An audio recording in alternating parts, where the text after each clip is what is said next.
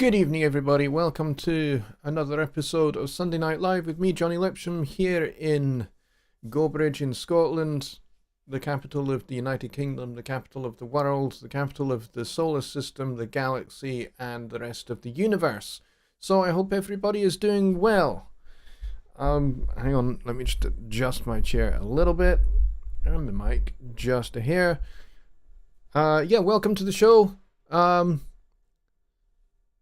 Sorry, slightly distracted by thunder. Oh my good grief. Yeah, there's a thunderstorm going on, and I'm taking a little bit of a risk actually starting the show because we could have a power outage at any point. So if for whatever reason the show starts buffering or just freezes completely, it's because my power's gone off. So I kind of said that in the chat. But, that's kind of the story right now. So, get your questions in the chat and we'll try and get through as many as we can. There is already one in there, which I pinned to the top, which is Bob's question, which I'm going to get to in just a wee minute. But suffice to say, I hope everyone has had a really good week. It's been a busy one for me, but I am now off on vacation time, much needed vacation time for a week. So I will not be working for the whole of this coming week, and I'm really looking forward to it. And then we've got a public holiday on Monday, so it's a little bit longer than a week, so it's a week and a day, which is nice. I'm really looking forward to it. It's going to be very, very, very, very cool. But for those of you that are wondering, if I'm on vacation time, what's going to happen to the UK Studio Meetup, that will still go ahead. And the Sunday Night Live show next Sunday will also still go ahead. So both of those will still happen.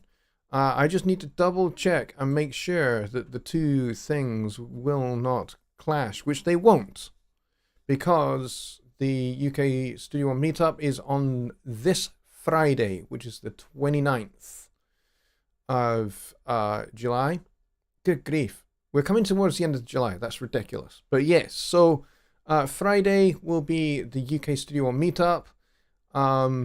We've already smashed the record, and from what I'm told, the Meetup folks who were thinking of trying to break back have given up on that idea. So I think our record is going to stand forever. So, which was, I think, 8 hours and 9 or 10 minutes. I can't quite remember the exact number. One of yous that was there, I'm hoping will remember the exact number at the end of that meetup. So, that record is likely to stand forever. And my colleagues at Presonus are just like, why? Why did you do it? And I had to explain and say, one of the other meetups kind of set the challenge, and we just had to do it. It had to be done. So, so there it is. We will not be defeated, says Mike at Music to Motion. Yeah, we will not be defeated, and that record should now stand forever. In perpetuity. Dear God, that was loud. There's a gate on this mic, so you guys can't hear it, thankfully. But yeah. Okay, let's get through this show as quickly as we can. All right, let's go back up to Bob's question, which is a good one, if I can find it again. Here we go. I've not even gone through intros, but because I normally do, but I think everybody, all the regulars are here. Paul Morgan is here. Billy Morgan is here. Mike at Music to Motion. John Hawk, Ironweed Studio, Burlap Studio. Just Bob, of course, with the question. Kyle Traduziak is here. John Lake is here. Ronald Figura is here. And my faithful, awesome sponsor for Sunday Night Live, Alps Media, is here as well, which is fantastic. Don Oliver is here. Kevin from Kevin's Guitar Stories is here. Lowenz is here. And the W5 family are also here, which is awesome because they've been away for a wee while, and it's really good to see you guys. I'm glad you're here, and I hope you're watching and enjoying. Okay, great. There's some more questions coming in. Fantastic. And Secret Squirrel is here as well, which is great. So let's go back up to Bob's question, which is the very first one, which is why I pinned it. So if, in future, folks, if you get your question in first before anybody else, I will pin it. I will pin it to the top of the chat so that everybody can see it. So, Bob's question is, how do you use dissonance in music? For example, making chords almost unbearable but still fit within the chord changes of the song and not ruin the music. It's a good question. It's a really good question. Because a lot of it is to do with context. How we use harmony contextually, and also how we resolve dissonances or not, as the case may be, is what will make or break how you use dissonance. Sometimes dissonance can be too ugly. You know, if I was to do this. Now, in a certain context, that might work really well. For example, if you're wanting to create an atmosphere for a film score, and the particular atmosphere is extremely tense, then doing something like that will work, because that is just loaded with tension. I haven't even looked to see exactly what notes I'm hitting, but that is so loaded with dissonance. But if I was to do this in the context of, you know, a jazz ballad or a pop song, it's not going to work. It's going to totally ruin the song. So dissonance is something that you control if you want to use it best, except in the context maybe of a film score where, you know, those kind of ideas of control can go largely out of the window and you can basically make anything work. Providing it supports the context of the music, or, you know, the other media that the music is accompanying. So like for a film or for sound effects or whatever it might be, you know, that would work. But, you know, on its own, out of context, it's ugly. It's unpleasant to listen to. Nobody would want to listen to half an hour of that kind of sound. You would turn it off within a few minutes. But, you know, if the context of this works and it's justifiable, then you can make it work. It's unlikely that, you know, in a kind of, you know, jazz ballads style song, maybe something like My Funny Valentine, for example, by Rodgers and it wasn't Rodgers and Hammerstein. I can't remember who it was. It was Rodgers and somebody else. Can't remember who it was. But you know, you wouldn't go, you know, let's see if I can get away with playing a bit of it.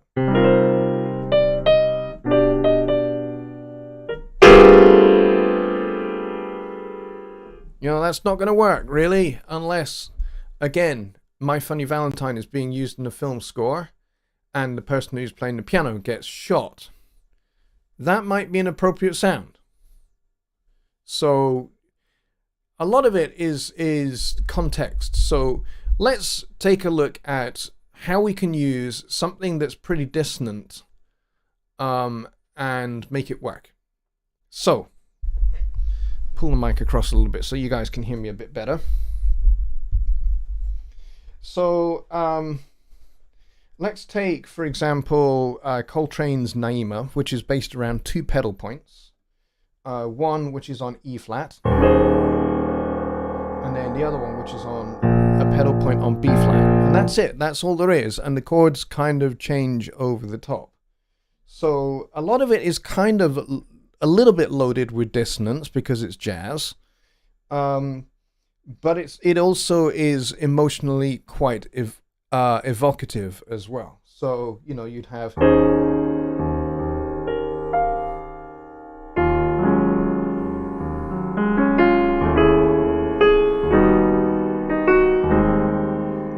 so already we're starting with this kind of E flat 13 sus kind of chord. And the melody itself, you know, starts on the 13th. And then goes 5 to 1, but then down to the 9th below. And then...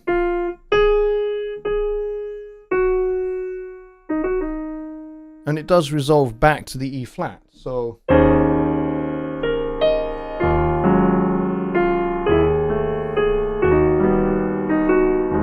So what do we have kind of going on? We've got that E flat 13 to an E flat minor 11 chord to A major 7 all over this E flat, and then this E flat's this E flat chord that's got a sharp 9 and a sharp 5. There's the sharp 9, there's the sharp 5 to this unresolved tension at the end, which is an A flat major 7 over the E flat bass. And that's kind of the first section. The form of the tune is A-A-B-A, so that's kind of section A, and that's repeated. And then you get to the B section, and it's even more tense. You get this B major with the this B major 7 chord with the major 7 in the bass, which then goes to an an A flat minor major 7 with a B flat.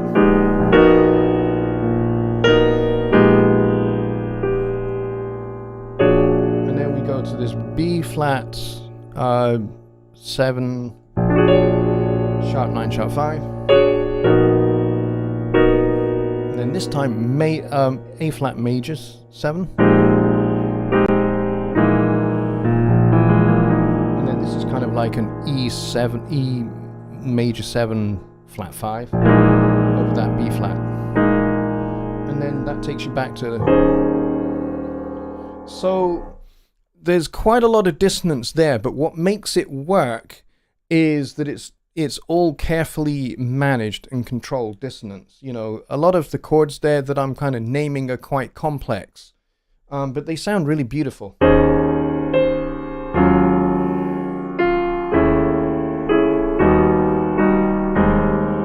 You know, there's nothing there that kind of sounds very, very aggressively jarring. So that's one context in which dissonance can work within the context of your music. Now let's take it to a little bit more contemporary sounding. So I'm going to play this vamp between two chords, and then I'm going to harmonically adjust this little vamp and make it sound a little bit more interesting. Okay, so I'm going to start with this.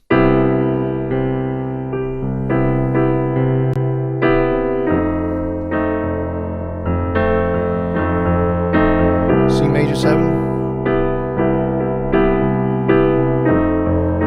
to F7. Now I can make this sound a little bit more interesting by over this. If I take all the chords away and just leave the C in the bass, and then instead of playing like a C major 7 voicing, if I take a G major triad, and we get like this sort of C major 9 kind of sound. But then what if I was to, just to make this chord, this C major chord sound a little bit more interesting, alternate between a G triad and an E triad. So these chords move by a minor third. So basically, okay, so G to E, and they're both major chords. Now the G chord could belong to the C major scale, right? But the E chord doesn't, because it's got this G sharp in it. So that's why it sounds a little interesting. And if you listen to movies by Cecil B. DeMille, for example, like Ben-Hur, or Jesus of Nazareth, for example, two, you know, biblical epics of his, listen to a lot of the incidental music and you'll hear this kind of minor third thing going on quite a bit, where you have major triads that move that way. You know, and you could extend that. So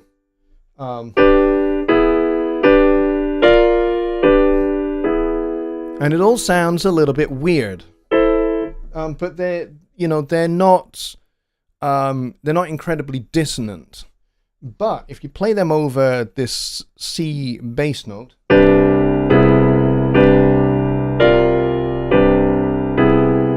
all of a sudden that C major 7 chord that we started with doesn't sound quite so kind of lounge jazz bossa nova. Instead, we have something that's a little bit more interesting because we're introducing some notes that don't belong. And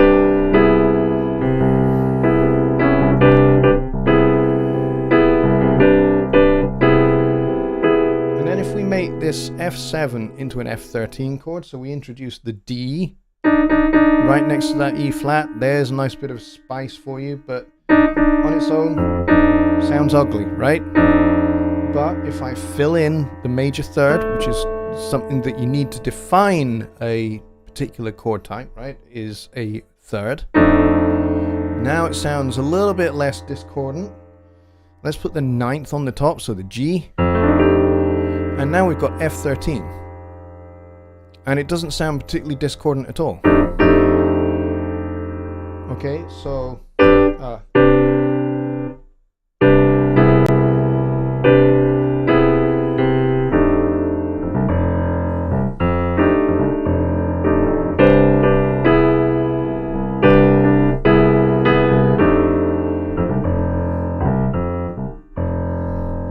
and so it's a little bit more contemporary sounding, and it sounds interesting, and you've spiced up what otherwise would be just a regular plain sounding C major going to an F7 chord, which you know, there's nothing wrong with that, but you're using that E triad over the C to create a little bit of extra spice, because nobody's really expecting there to be a G sharp there.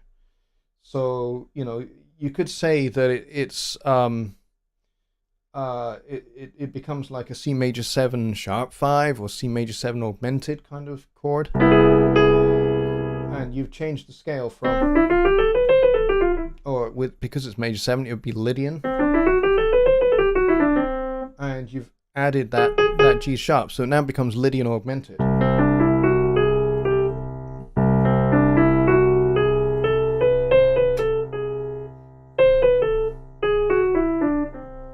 Which is almost like a whole tone scale, but not quite. It's whole tone from the C to the G sharp, and then it's regular. It's a really unusual sounding scale, but you know, if you want to create that kind of Oriental, Arabian, Middle Eastern kind of sound, it's a useful little scale to kind of introduce. But yeah, that's how you can make chords that are discordant fit your music and provide a little bit of extra spice, a little bit of extra flavor to otherwise what would be relatively plain Jane chords. But that's a great question. I love that question, Bob. Let's see. Is there another question? I think there was, and I just need to find it. Did you find out how many Sunday shows are in the books? I think we are rapidly approaching 250. I think Kyle kind of looked it up for me, and I should have written it down and I forgot.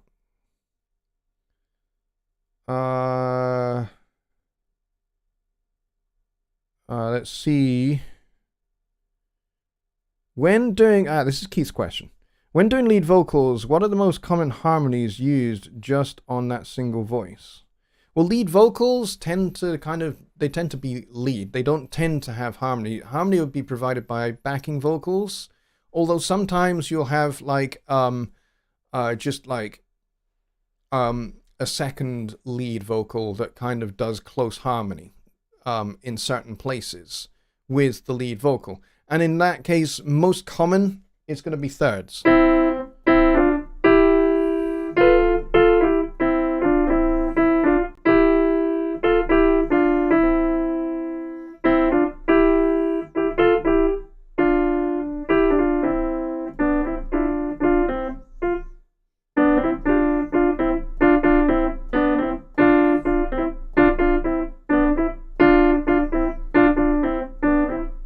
you know, that would kind of work. You know, you just have to decide, is the lower note the melody note or is the upper note the melody note?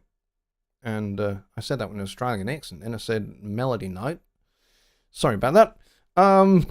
But yeah, so you just decide which note is going to be the upper note, which note is going to be the lower note. So thirds is the kind of most common, with maybe fifths as well. So sometimes,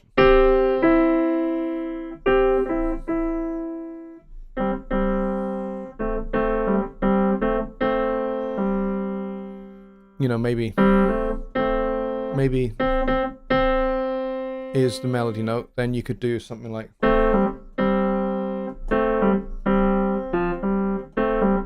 and have the melody note static and the harmony, the kind of secondary lead vocal kind of a little bit more mobile.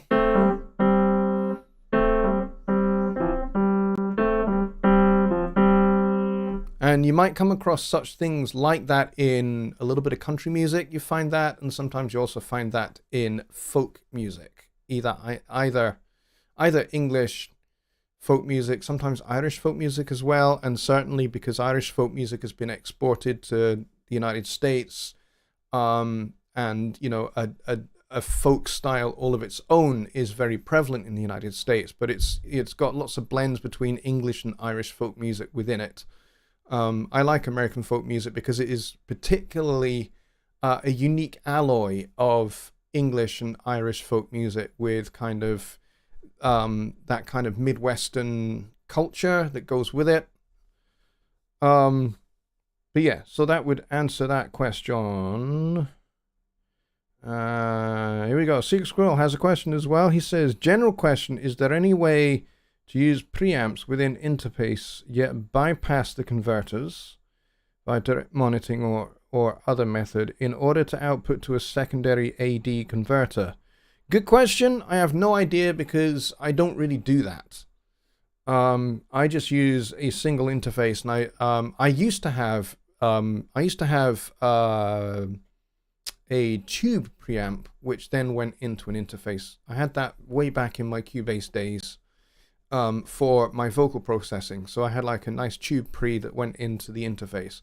And before that, the tube pre went into an EQ, then into a compressor, and then into the interface.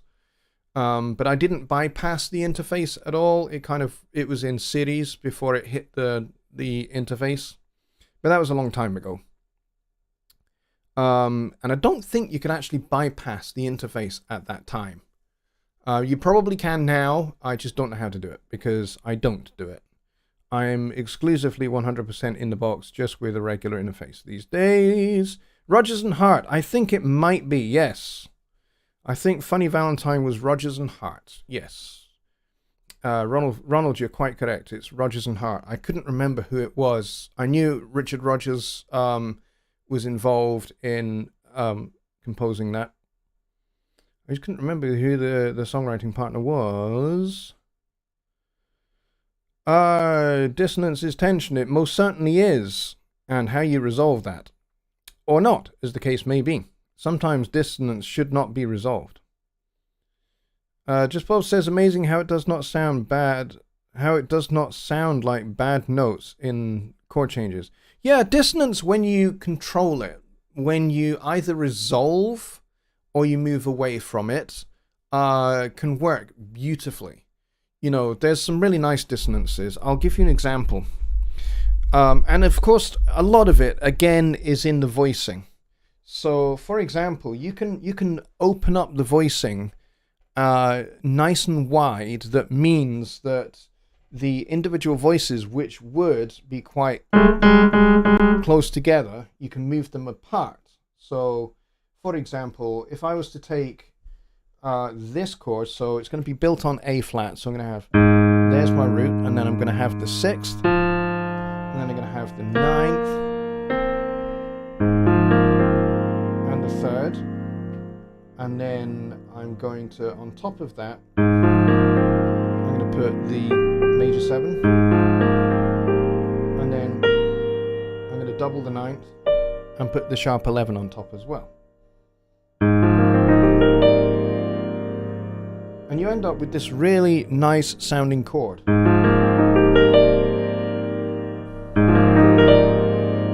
should be discordant, because if you look at the actual notes that you've got here, you've got that interval there, and then you've also got let's see, what other discords have we got here? We've got a major a second here between the B flat and the C. And then we've also got that interval there between the 6th and the major 7th. And then we've got the sharp 11, which I've moved up the octave. But if I was to bring it down close, now it sounds different, doesn't it?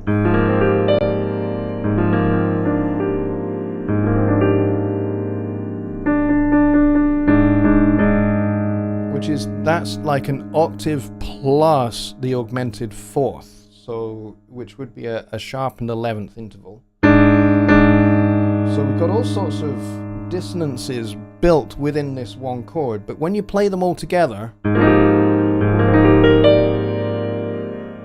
it actually sounds really nice.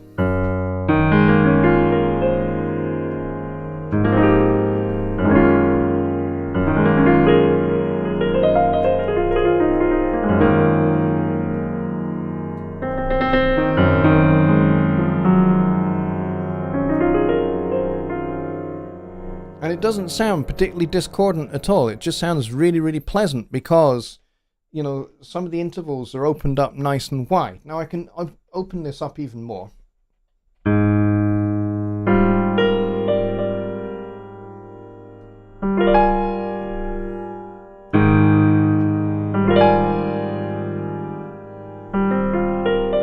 It's essentially the same chord. I've just voiced everything almost in fourths, so it's even more open.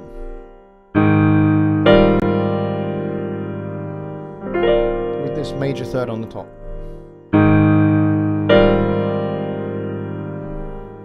And it doesn't sound discordant, even though it should. It's because I've widened the intervals, I've not made them all close up together. So how you voice dissonances will make a difference as to how the ear perceives them. So, and also, when you start layering certain dissonances together, they start to lose their crunch, if you know what I mean. And, you know, they start to lose that, you know, like if I take a major 7th, that sounds very jarring until you put a third in there. Or you put a 9th on the top.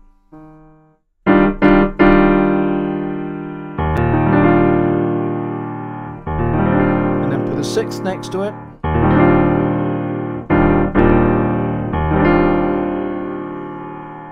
Now all that jarring has gone away. So it depends upon how you voice.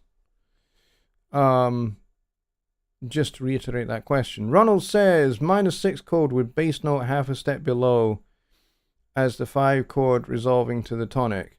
Oh, yeah, you can certainly do that. And see, yes, that will be dissonant, but you are resolving it. You're using it as kind of a 5 chord, or as a substitute for chord 2 going to chord 5.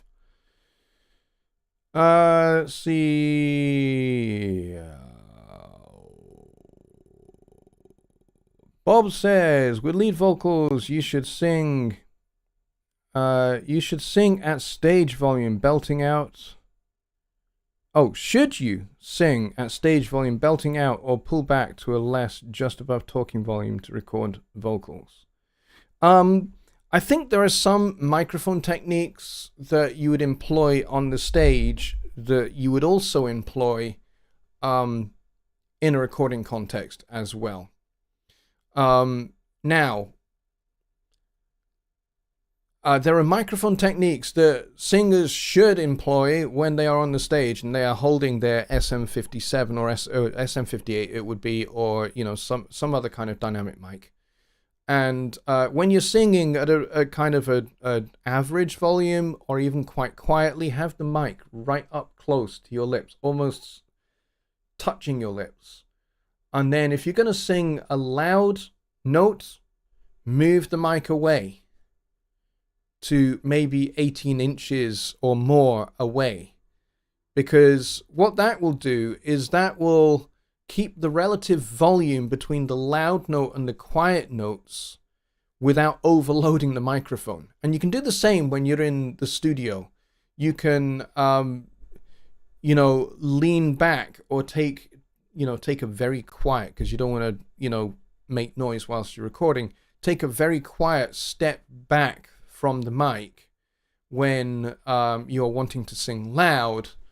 And then when you are wanting to be intimate and quiet and close to the listener, then you can get up nice and cozy to the microphone and take advantage of the proximity effect. For sure, because as you get closer, there's going to be more low end, and that can actually be helpful in kind of like providing a richness and a roundness, as well as that little bit of extra intimacy in the sound. And then you can back away when you're going to be singing a little bit louder. Now, if you back away, the mic is going to pick up more of the room. So, don't kind of back away too far. Another sort of few inches would be just fine. And if you're going to record something that is like what you're talking about, where maybe the vocal is a very it's got a big dynamic range. It's either going to be really, really intimate and quiet, or it's going to be really, really loud, then certainly compression and limiting is going to be your best friend. So you can either record through a compressor and limiter in your vocal chain on your inserts, or you can do that if you've not got hardware devices through which you can record, like I don't.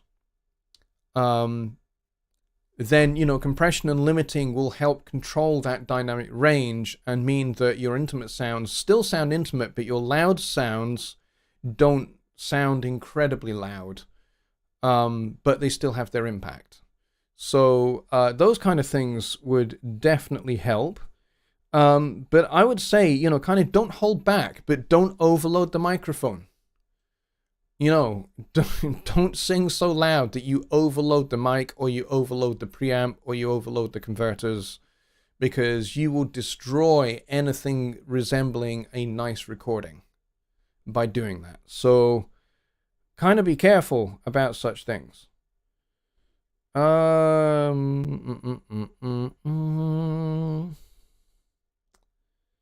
Paul says moving the mic to the side rather than away stops changing in proximity effect. Yeah, absolutely, for sure. Change which side of the mic you sing into. If you sing directly into the mic, you can get that, or you can kind of make sure that you sing across the microphone rather than directly into it. And that'll also help with plosives. So if you don't have one of these guys, then you can help with those P's and B's by setting the mic so that you are speaking or singing across the capsule rather than directly into the capsule.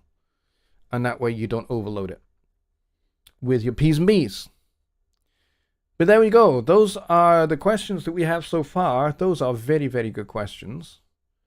Minor 6 chord. So...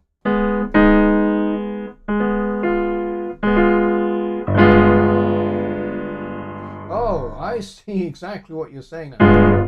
That's more like a flat 9 chord.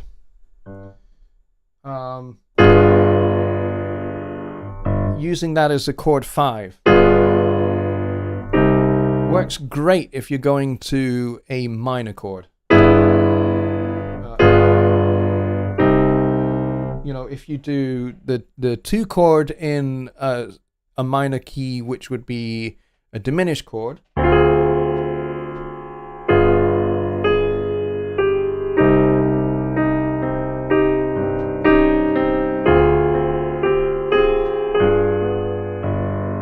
And you could even do this. Where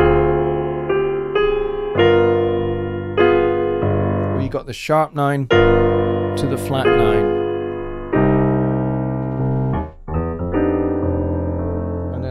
this little 13 flat 5 and then resolving that down to the third, which is another neat little dissonance.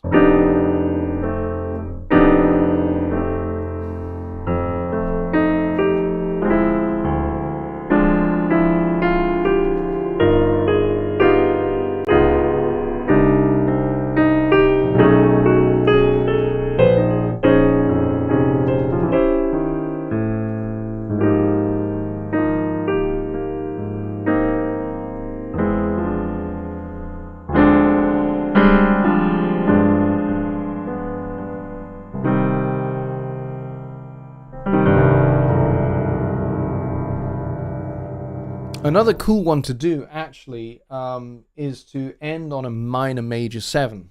So if I do that 2-5-1 again.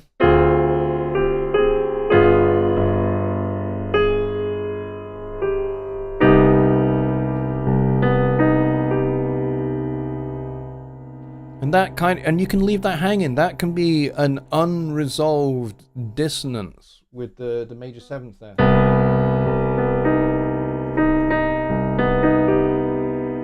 And you can just leave that hanging. You know, if you want to kind of amp up, you know, something that's really sad, that's one way to do it.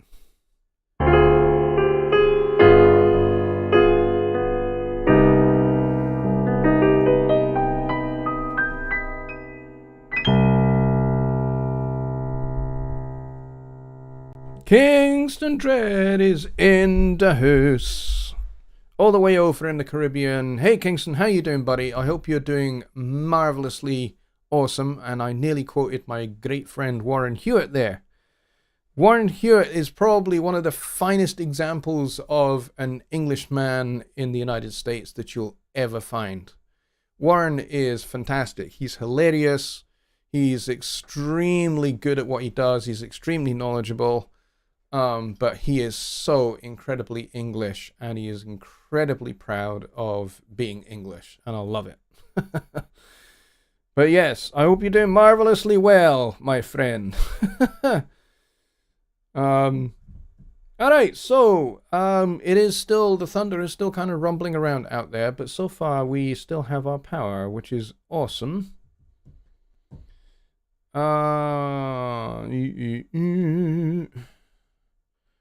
We got any more questions, folks? Because I ain't seeing any more. I'm going to go back up the chat again and see if I'm missing one. Oh, I missed John's. There we go. John Hawk says, can you give some tips on recording vocals in Studio One? Yes. First things first. When we are recording vocals in Studio One, let's go and get a vocal channel, and we won't call that stream, we'll call that Vox, and we'll make sure that it is mono. There we go, and we will record on it. I'm not going to hit the monitor button because then that would double everything and you'll hear me twice, and you don't want that. I would say first things first. One of the cool features of Studio One that not everybody knows about, and that's this section here. Let's get rid of the instrument rack, we don't need it. This section here, and I'm only showing a few of my inputs. I've got 8. I've actually got more than that. It's an 1824 that I've got here. But I have many more inputs on this, but I've only got the ones that I actually need and use like all the time. So let me just adjust this a bit better. Here we go. And I don't like that blue color because vocals should be yellow. But the cool thing is here is you can see exactly where your levels are when you're talking into the mic. Now you can obviously see it here as well. But you also get the level that's going into Studio One directly from your inputs on your interface. And you get these in True Peak and RMS. The white line is the RMS value, which is kind of like the average volume. And then the peak is what you're interested in when you're recording. Don't worry so much about the white line, but the peak is what you're interested in. Now, as I was talking about earlier about kind of preserving dynamics in a dynamic performance when you're recording a dynamic song, you don't want to set your levels so that this blue meter is peaking up around here. The reason being is that if you get too loud, I'm really amping it up now. I'm probably clipping OBS. But if I really amp this up and make some loud noise, I'm going to overload and I will get the clip light come on my inputs. And you will have destroyed your recording. So don't do that. Aim to have your input level peaking round about between -12 and -9. Okay, I would say that's a good, healthy signal. And it gives you plenty of headroom. Because when you start adding EQ and you start adding compression, and maybe you add a limiter as well, particularly if you're doing a rock song, a very dynamic rock song, a limiter is probably going to be very helpful. You've got the headroom in your recording to be able to manage that. And also, you don't ever have to worry about overloading either the mic, the input, or the converters. That's just something you never have to worry about. So make sure that you set your limits, your input levels conservatively. You can do that on your interface, or you can do that with these input controls here as well. So, if I wanted to make this input here much louder, I can just crank it like that. And as you can see, look at that, we are clipping. We don't want to be doing that, because if I record like that, look at this signal here, it's getting chopped. Monstrously chopped. All right. Oh, I've got takes to layers still on. So let's remove the layer because we don't need it. And I'm going to reduce this. There we go. All right. So if I play this back, if I record like that, look at this signal here. It's getting chopped. Monstrously chopped. That you can't do anything with. We've clipped. That's horrible. You can't, even if I turn this down. If I record like that, look at this signal here. It's getting chopped. Monstrously chopped. See, turning it down doesn't get rid of that clipping. Okay, so that's no good. So there is this myth that says, hey, you should record a hot signal that is just below 0 dB. Set your level to -1, -2 dB so that you are loud but not clipping. No, don't do that, because you could clip accidentally and you've wrecked your recording by doing that. So give it plenty of headroom when you're recording, because hey, guess what?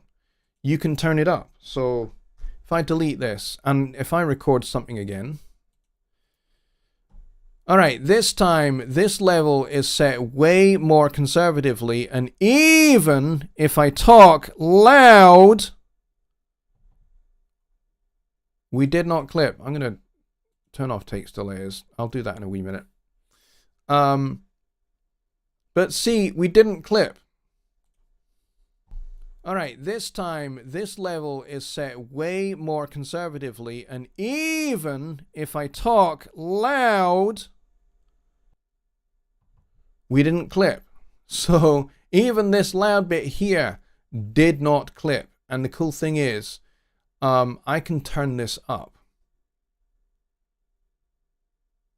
So now this should sound good and loud. All right, this time, this level is set way more conservatively, and even if I talk loud, the only thing I did clip here, as you can see, is the virtual input, which is the input into OBS. So we did clip that, and we clipped the main output. But that's okay. The original recorded signal didn't clip. And so the cool thing is I can go, okay, this bit here is maybe too loud. that's fine. I can turn this down. Or I can use a compressor. All right, this time, this level is set way more conservatively, and even if I talk loud... See, I turned that down, but I could use a compressor to do exactly the same job. All right, so there we go. That, I think, is tips for recording vocals in Studio One. Set your level conservative. -12 to -9 dB is a good point to be set at, and then you've got plenty of headroom if, you know, kind of in the moment of your performance, you get a wee bit louder. You've got room to do that. You've got room to play with, and you're not going to clip, and you're not going to wreck your recording. And if necessary, you can just increase the gain of the signal after the fact once it's recorded. All right, so I hope that helps. Good question, though. I like it. So this section here, this input section is really, really helpful because you can see exactly what's going on. And if you do clip your inputs here, you can just go, okay, I just need to turn my inputs down a little bit. All right, so that should help you. Inputs are really good. The outputs are just as useful as well, but inputs are very, very helpful. All right, let's see. What else do we have here?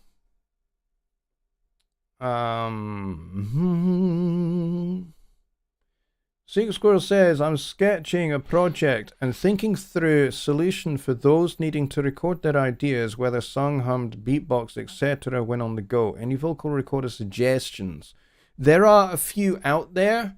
You can look in, if you're looking at mobile devices, if you've got an iPhone or an iPad, there's Mixcraft, which I think you can get on the iPad, and there's also Cubasis, which is the iPad or the very stripped down version of Cubase. You can get that on your iPad as well, and you can record straight into those. And of course, I think you can export those either as stems, or you can export those out of those recordings as an AAF file and send the whole session as an AAF file. And then you can open the AAF file in Studio One. So if you've done like a whole bunch of vocal recordings and you want to send the whole session rather than just the stems, you can do that via AAF export. Check first whether Cubasis or Mixcraft do that. I don't know. Those are DAWs that I know very little about and don't use. So those would be a good option. A Zoom... One of those Zoom handheld portable recorders is another great option because you can put in a memory card into those devices. You can record straight onto a memory card, and then if you've got a memory card reader for your computer, you can just take the card out of the Zoom recorder, and then you can put that straight into your computer, and then you can upload the stems, the WAV files. And then you can open those straight into Studio One. So that's another good option to use. He continues, actually, I think there's another extension to this question. He says, final question from me for the night.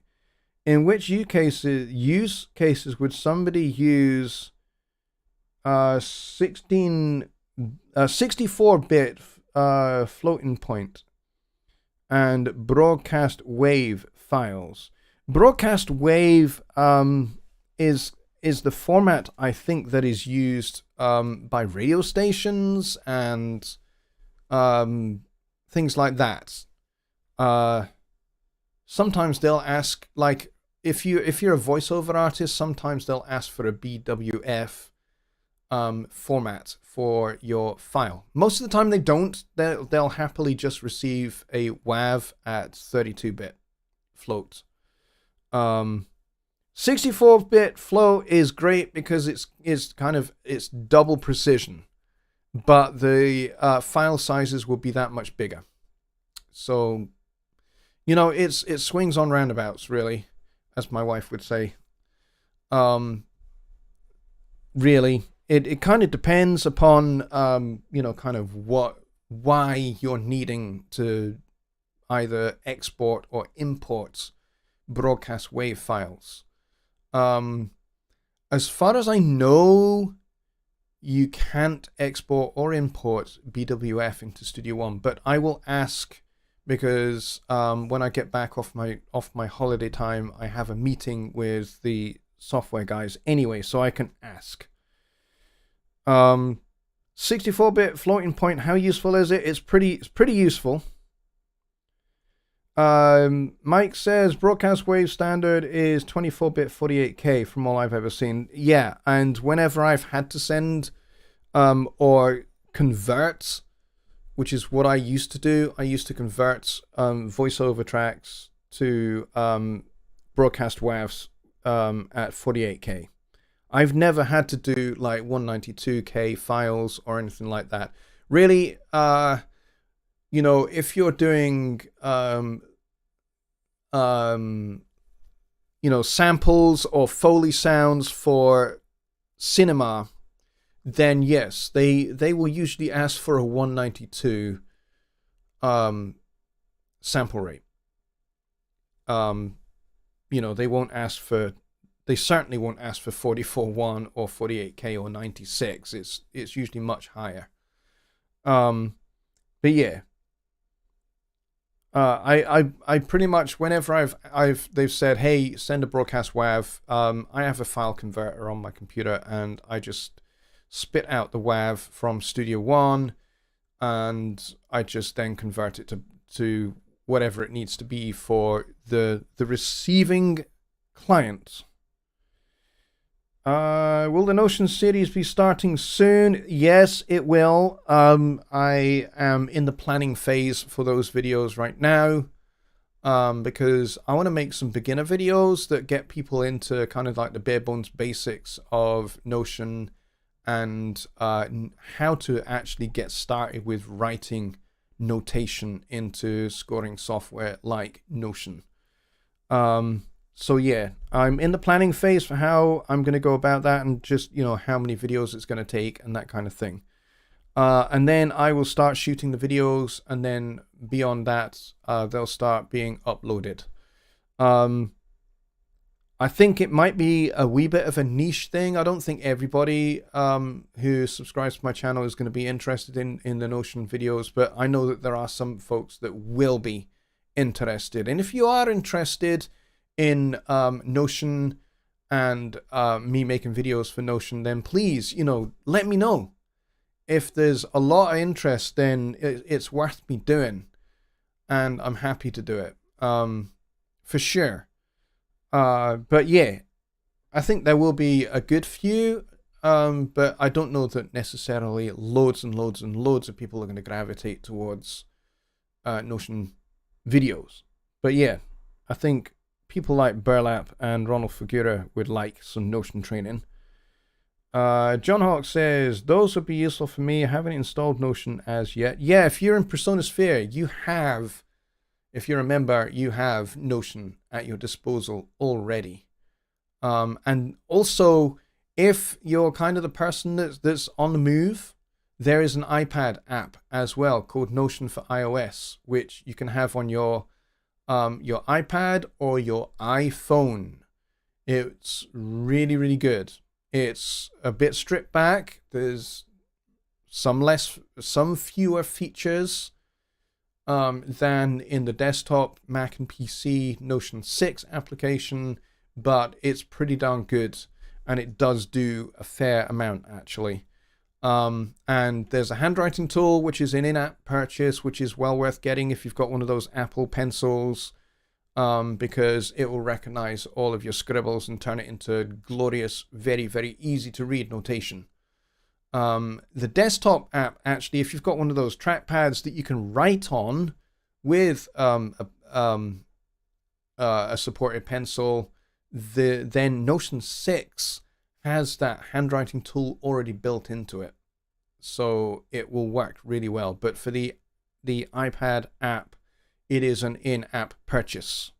So you purchase Notion from the Apple Store, and then if you want the handwriting tool, you can buy that from inside Notion on the iPad. It's very, very cool. I have an iPad. I don't have an iPhone, and I'm very glad I don't have an iPhone. Sorry, folks, for those of you that are into iPhones, I don't have one, and I don't want one, but I do have an iPad, and it's good. It's good for Notion. Let's see. Preamps says, there really isn't much out there for Notion. I'd really like to see some from you. Well, there is actually 2 playlists on the Presonus YouTube channel, both made by my very good friend and colleague, the product manager for Notion, Chris Swaffer, who lives 30 minutes down the road from me. He makes the Notion... the Notion, I think it's Notion Basics, I can't quite remember what it's called, playlist, but there's also a Notion in 90 seconds playlist, which gives you a whole bunch of extra tips. Plus, if you're a member of Presonosphere, there's a whole bunch of Notion masterclasses in the Learn section, which includes transposing, writing for strings, writing for brass, and a whole bunch of other things that will be incredibly useful for developing your orchestrational skills. And again, Chris made those videos. They are incredibly thorough. Chris is not just the product manager. He is a composer and conductor in his own right. He writes some really, really great music. He's a very gifted man indeed. And he's not just, he is my mate, but he is really, really good. Anyway, enough blowing smoke up Chris's ARSE. But it looks like the thunder is moving away. So we've done well, because it, just before the start of the show, I was a little bit concerned that it might get a little bit, a bit hairy, but we did well. But thank you so much, everybody, for your great questions. Your questions were outstanding tonight. And please keep the questions coming.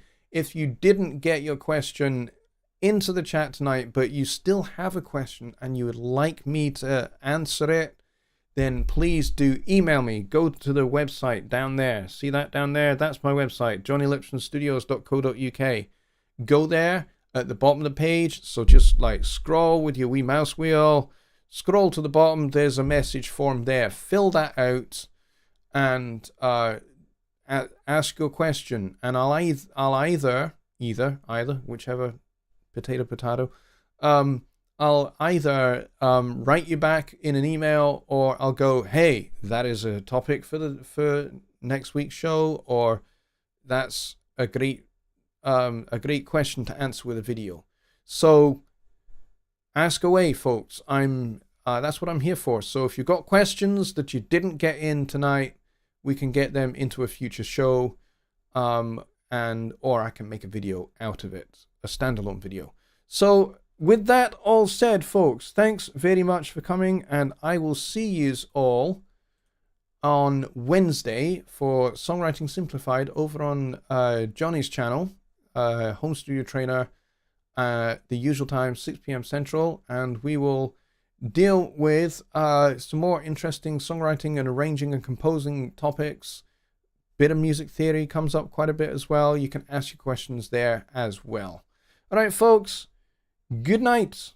And don't forget, Music to Motions after show Zoom. Go check that link if you want to join. See you later, folks. Good night.